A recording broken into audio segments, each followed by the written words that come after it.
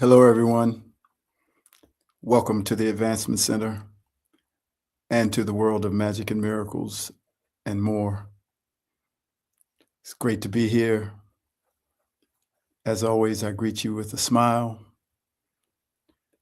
with an energy of infinite possibilities. Since last week, with the two cosmic events, I'm feeling a great vastness, a space where all possibilities are available, where nothing is clinging. It's like I can stretch out my arms and stretch out my legs. It's a feeling of complete freedom and a feeling of my own sovereignty and power.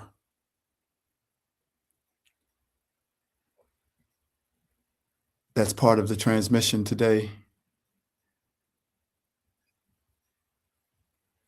allowing you to feel your own sovereignty and power.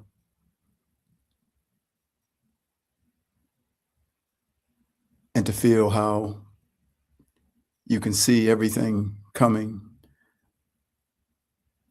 You're connected to everything.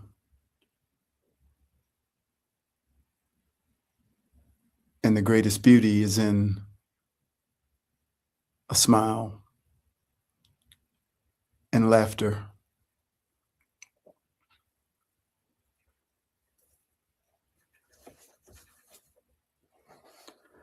Some things in life are bad. They can really make you mad. Other things just make you swear and curse.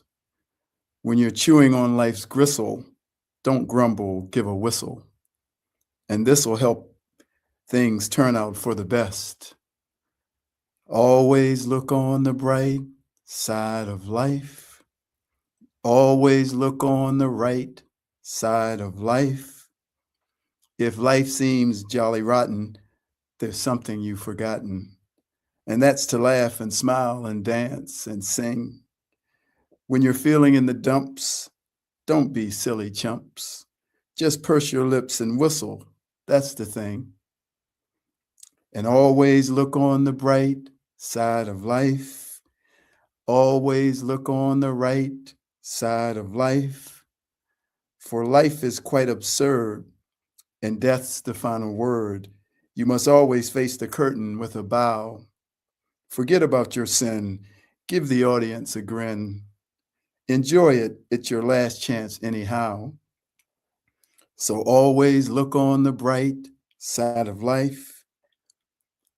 Always look on the bright side of death. Just before you draw your last breath. Life's a piece of shit when you look at it. Life's a laugh and death's a joke. It's true. You'll see it's all a show. Keep 'em laughing as we go. Just remember that the last laugh is on you.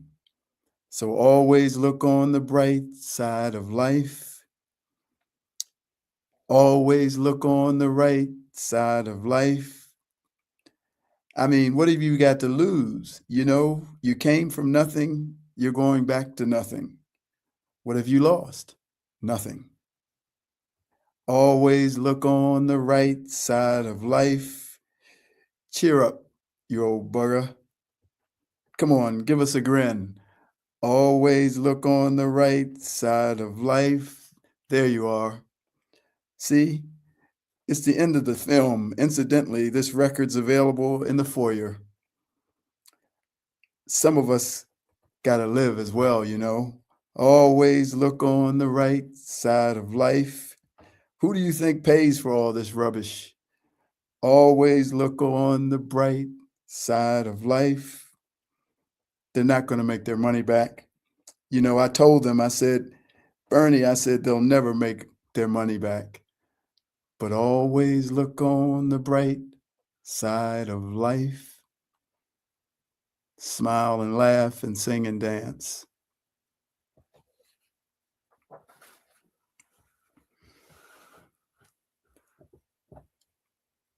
This is called the visitor, the householder, and the dissolution of separation. Which is harder?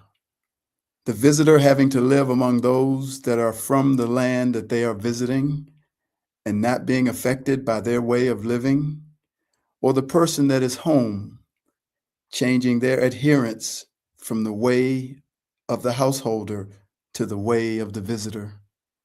The visitor is an alien in the home of the masses, and the person of the home is one with the masses. When the visitor has access to another way, a different reality, whereas the person of their homeland has access to only the way of the masses, and to walk away from that way is almost impossible. The way of the masses has power, history, proof, and universal acceptance on their side. But more than these things, they have an ingrained way of being that has been cultivated over eons of time. And until the visitor comes with another way, there is no other way but theirs. And because of the power of what has been so ingrained, when the visitor comes, he or she cannot always be received. To receive the visitor in his or her other way, a form of death to the ingrained way of the masses must be felt. This death of the old way seems almost impossible, and even as the visitor provides evidence for the existence of the other way, most think it is just to be an adornment upon their own way, like putting on a piece of jewelry that says, "Look at me, I acknowledge the other way, and when it suits me, I will use it. I will flash my jewelry for all to see, but when I don't need it, I will remain in the way of the householder. For to give up all that I have accumulated as a householder, all the knowledge, proof, recognition, and belief, would indeed be foolish." You see, the way of the visitor cannot be received just by being in close proximity to the visitor. It must be chosen by each one independent of the visitor. The visitor comes for a season and then leaves. He or she points the way to another way of being, but that way is never forced. It is simply a door to walk through. But each one can only walk through it when they are ready to walk through it, when they can see for themselves that the other way is real and true, when they can see that the way of the householder is an illusion, with laws and rules that appear to be the basis for life. But the visitor shows you that this is just an illusion, that although this way is attended with matter, solid things like houses, furniture, food, and bodies, it is far beneath the consciousness and vibration of what is the source and very foundation of the matter. In other words, the matter comes from the consciousness, not the other way around. The visitor is simply pointing out that fact by constantly saying, "You create your reality. You create it by what you say, what you think, and what you believe." The householder cannot see this because they are inside the house. Only the visitor can see and then tell you that this is what you are doing. Without the awareness of the visitor, the householder can only follow the rules of the house. Scientific knowledge, proven solutions, studies and test results, expert knowledge from the advanced academia of the household. Until the visitor comes into your field, you don't know that there is another way. You must trust the house, for the fear of death looms as the ultimate penalty for any ignorance of not trusting the house. I understand this predicament, and I have great empathy and compassion for the householder, for they think that the way of the visitor is the ignorant way, for it is without proof, without studies and tests to verify its effectiveness.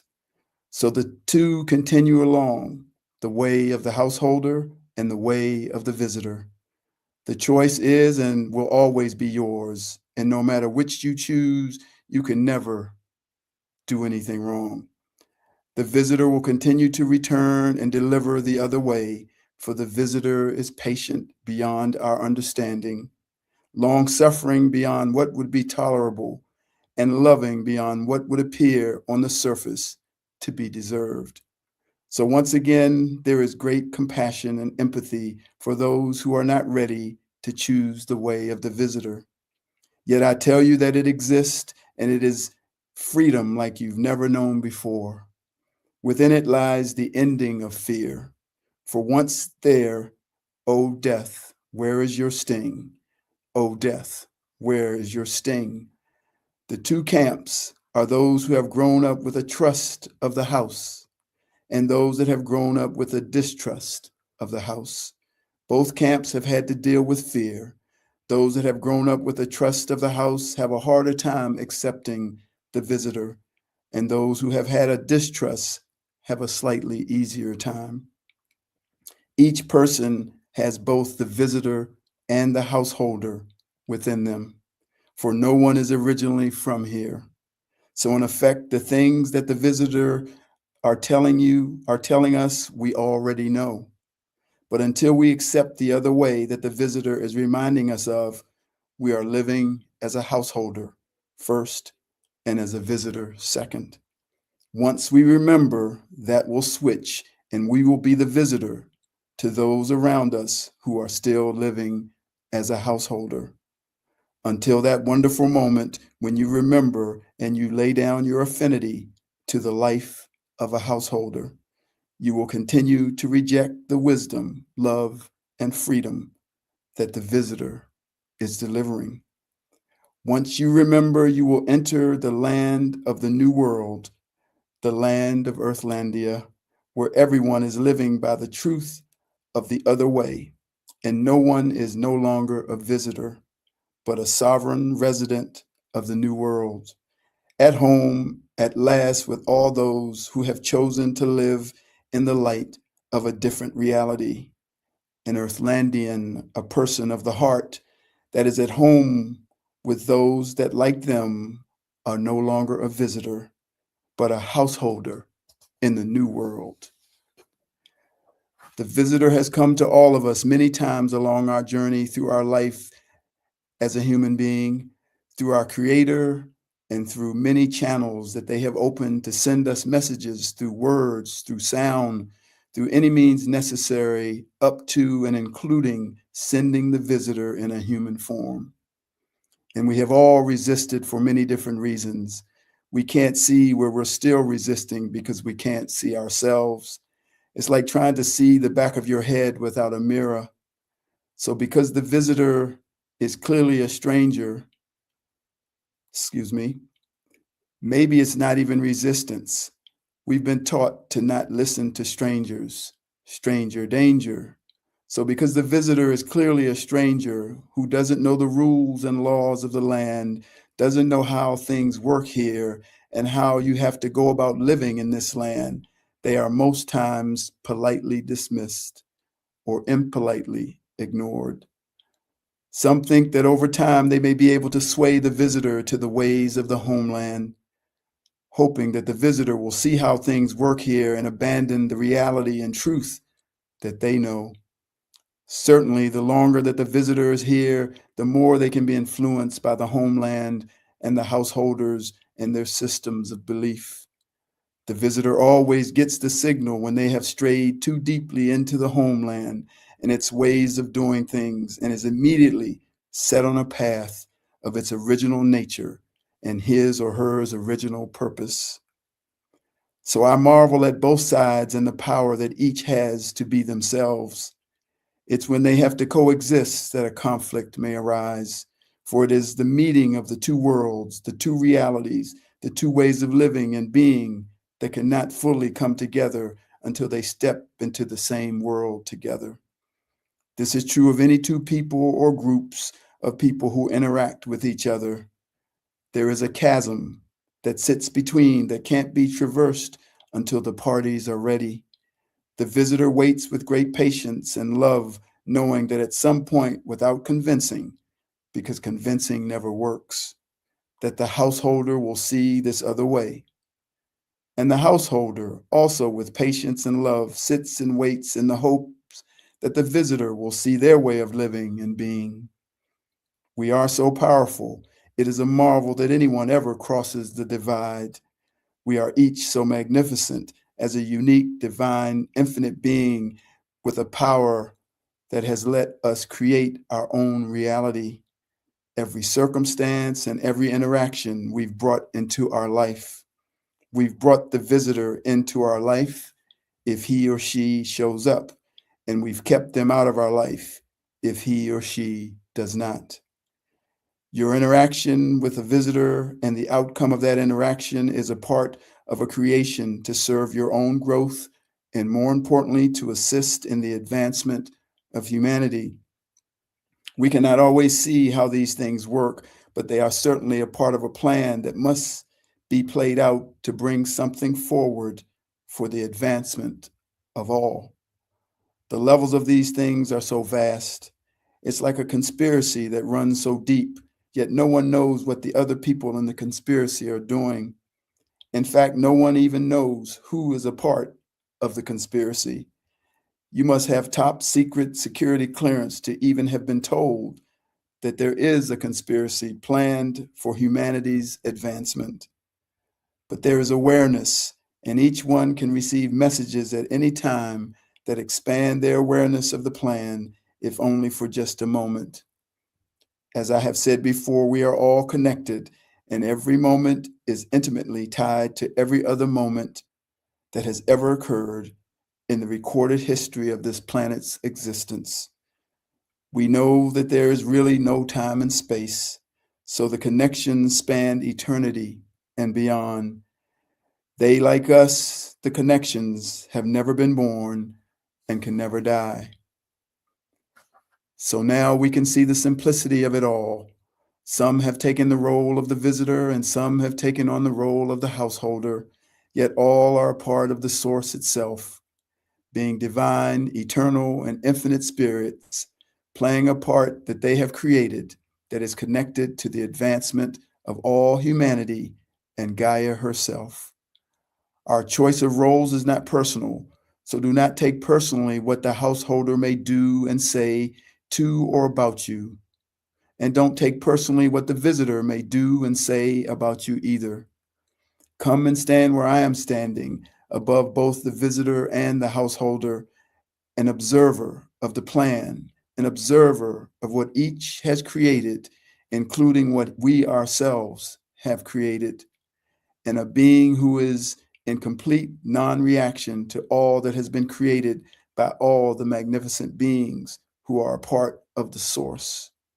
From here, there's only a witnessing without judgment, and even though the circumstances of these creations may seem to include you, you are sovereign and free, and you can begin to simply sit back and watch.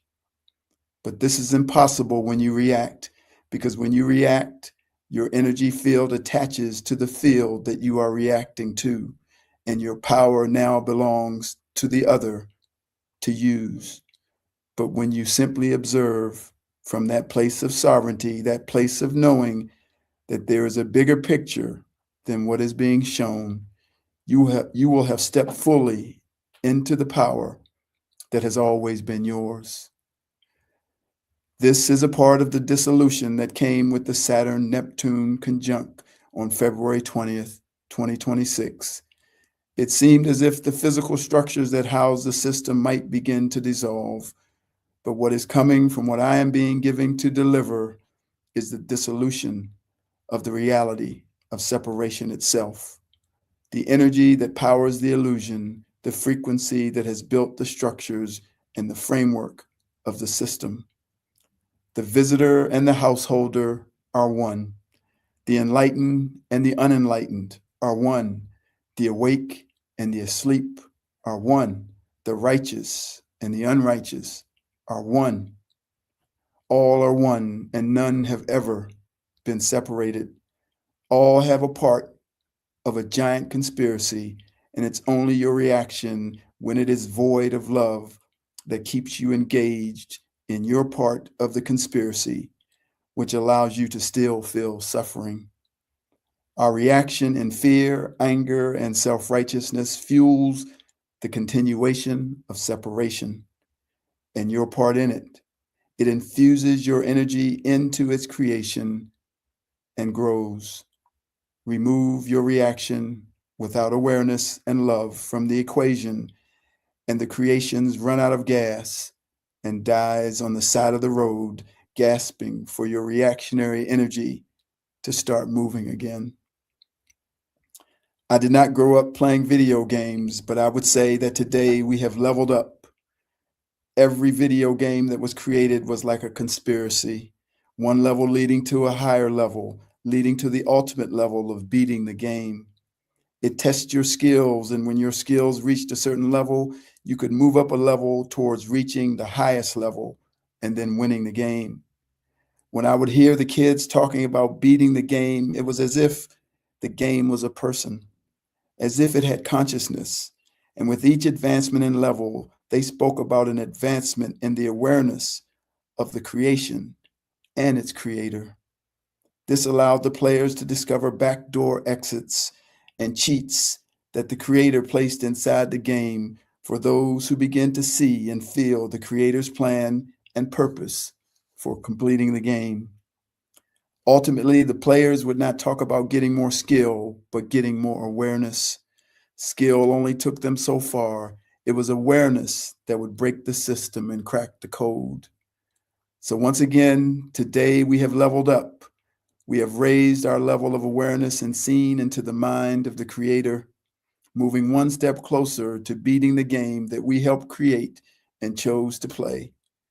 We level up when we dissolve the power of the level that we were in, but that is now below us. Separation was the level that we just dissolved. For we have discovered in the bigger picture of the game that we are all just one player with uniquely different skill sets to reach our destiny of completing the game. I tell you that this place that I want you to join me in is beyond all separation, beyond all concepts, laws, and rules, beyond all labels, even beyond magic and miracles, yet at the same time being the home of magic and miracles. Therefore, this place is above all things while still including all things. That puts you directly at the right hand of your creator. It's like being a grandparent. You've seen it all and done it all. You've stressed over every detail of your child's growth and development, and you came out on the other side saying, it all worked itself out. I was stressing way too much about every detail and circumstance. Now you sit back and watch your child do the same thing as they raise their children, and you just laugh. Now your wisdom is of that of the visitor, and your child who is raising your grandchildren is that of the householder. They tell you that their child got hurt by what another kid said to them, and you say, they'll get over it. You did. They'll tell you that their child's stomach is having a problem, and you say, don't worry, they'll just fart it out. That's what you did. They'll tell you that their child doesn't like school, and you'll say, don't worry, they'll fart that out too. That's what you did. The masses and the householders are always under fear, but the visitor says, all is well. You are divine, eternal, infinite, and powerful, and you are not separate from your creator. Create whatever you would like to create, but know that you will never, ever, ever not exist. And if a thought comes to frighten you and tell you otherwise, just fart it out. To those of you who have thought that you have done something wrong in your life and it is holding you hostage to guilt and being undeserving, just fart it out. If you have taken a vaccine and there's talk of it having been the cause of illnesses in people's lives and you are feeling fear, just fart it out. This is the wisdom of the visitor. Simply know that you are so powerful that you can fart it out. You are more than the knowledge of the masses. You are greater than what has been ingrained into your way of living, and you and I are one. Love, magic, and laughter, but mostly laughter. Thank you for listening today. Thank you for your presence, and thank you for your support. Until we meet again, cheers to you all. Always look on the bright side of life. I am a visitor in the old world, but a householder in the new. I am David.